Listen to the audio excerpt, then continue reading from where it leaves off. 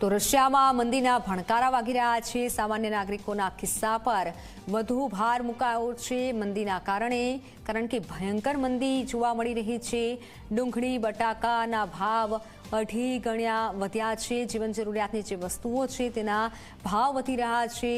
બટાકાના ભાવ પણ 2.5 ગણા વધ્યા છે। યુદ્ધના લીધે રશિયામાં આર્થિક ગતિવિધિઓ ધીમી પડી છે અને આ ગતિવિધિઓ જે ધીમી પડી છે તેના કારણે મંદીમાં વધારો થયો છે। મંદીના ભણકારા અત્યારે વાગી રહ્યા છે। રશિયામાં વ્યાજદરમાં ઘટાડો કર્યો છે છતાં પણ લોકો લોન લેતા ડરે છે। પહેલા 21% વ્યાજદર હતો અને હવે તેમાં ઘટાડો કરવામાં આવ્યો છે છતાં લોકો વ્યાજ પર લોન લેતા ડરે છે।